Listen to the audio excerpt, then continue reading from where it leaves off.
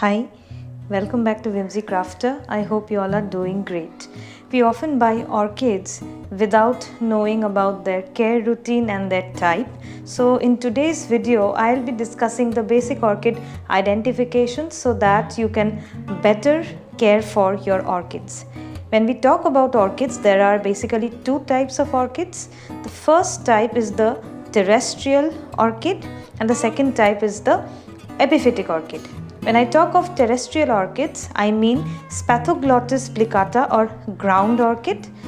This is what ground orchids look like. There are multiple colors in which they are available.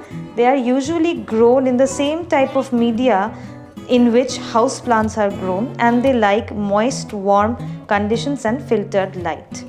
The next type of orchids is epiphytic orchids. Epiphytic orchids grow on trees and crevices of rocks, but they are not parasitic plants in the sense that they don't derive nutrition from the host.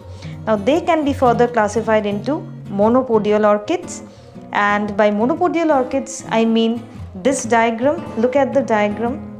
There is a central axis on either side of which leaves emerge and the flower spikes emerge from in between the leaves. This type of orchid has no mechanism for storing water. So some common examples of monopodial orchids include Vanda orchid, like you can see over here in the picture, and you can see that there is a single central axis on the either side of which leaves are growing.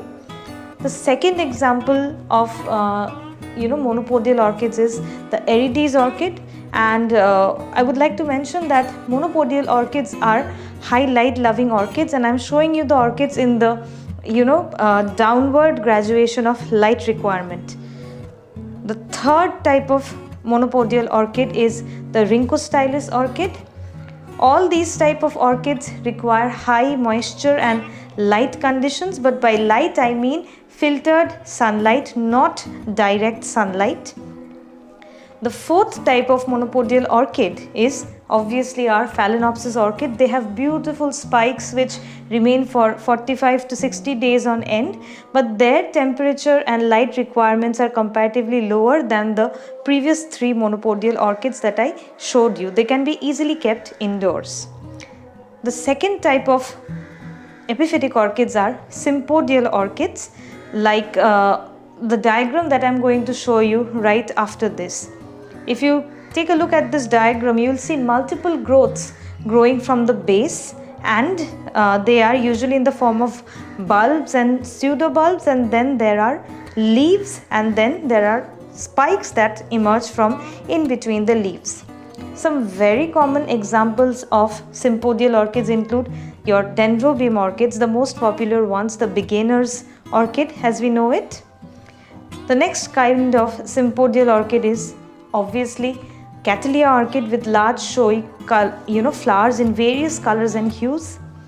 The third kind of sympodial orchid is the Cymbidium orchid. All of these have mechanisms to store moisture in them in the form of pseudobulbs. The fourth kind of sympodial orchid is our Oncidium orchid. Another subtype of Oncidium orchid is the Tolumnia orchid. All of these sympodial orchids are moderate light loving plants.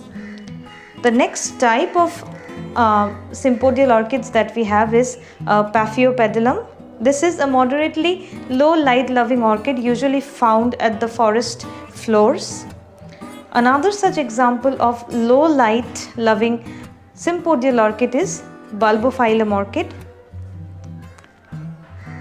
Catasetum orchid is yet another type of sympodial orchids. So I have tried to provide a brief overview of the basic kinds of orchids, but this is not all.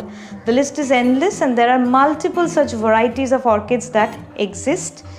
The orchids are diverse in variety, in color, in look, and basically all they need is very little care. So if you like this video, please click the like button and don't forget to subscribe to Whimsy Crafter for more such videos. Thanks for watching.